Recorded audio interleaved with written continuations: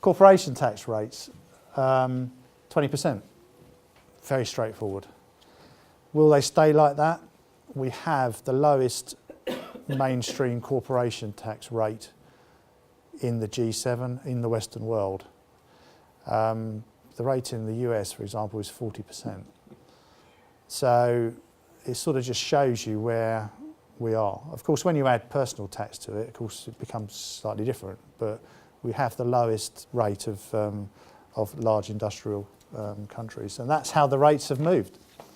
They've come down from 28%, where we simply weren't competitive, to where we are today. So a fair change over that period.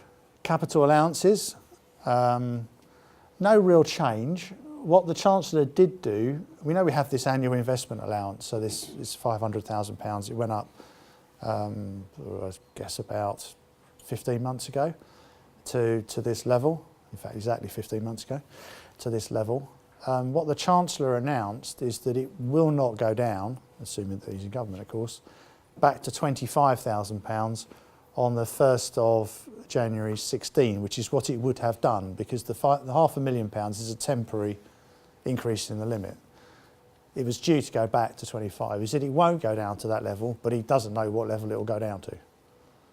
So clearly, if you're thinking about capital investment, you need to think very carefully about the timing of it, because one ought to at least think about using up the band. If you're going to be over it, you need to think about the timing of your investment and think very carefully about it.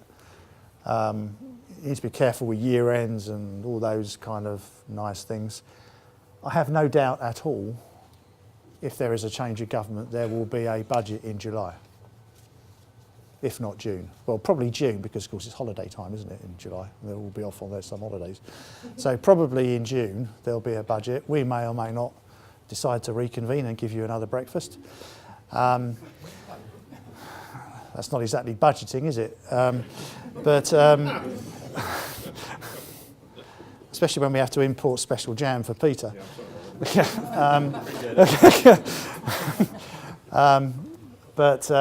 I've no doubt there will be another budget if there is a change in government. But anyway, small change to R&D credits for those of you, the increasing number of people that claim them.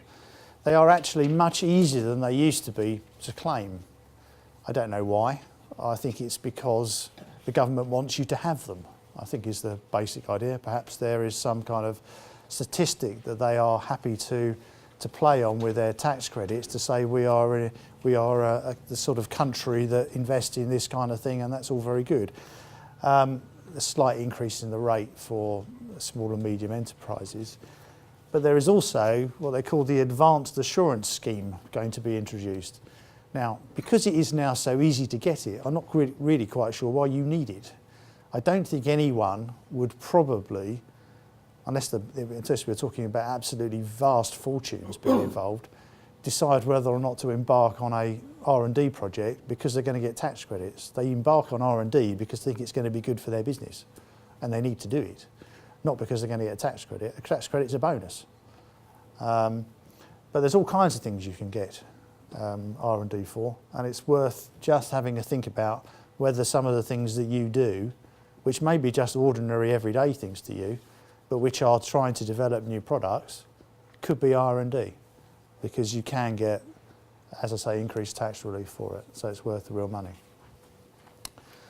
Multinational enterprises, the so-called diverted profit tax. Going to be very interesting to see how this works in practice, because it's obviously what it's aimed at is clear to see. It's obviously aimed at companies that do vast amounts of turnover in the UK but pay very, very little profits tax for one reason or another. Now, historically, of course, that's probably for very legitimate reasons, because they've got very expensive and worthwhile brands that they're paying vast royalties on to Liechtenstein or Switzerland or somewhere else where these brands are properly owned from. But of course, to be honest, the government could have always tackled that. They didn't need a profits tax to do that. They could have looked at the rate at which those royalties have been paid and say that's too much, and just say you can't pay that much. So why they quite need to do this, I don't know. But for aggressive tax planning, apparently, whatever that means, and I don't know what it means, because to be honest, what most of these corporations are doing, I would have said, is just normal stuff for business. There's going to be a 25% rate, so it's more expensive than corporation tax, which seems odd to me. I would have said corporation tax and bung a penalty on it, fine, but to have a different rate seems odd. So how much tax they're going to collect from this, dubious, I would say. I think some companies have already changed their practice anyway to pay what they think is a reasonable amount of tax. So there's going to be big arguments over this. And of course, it could be anti-European.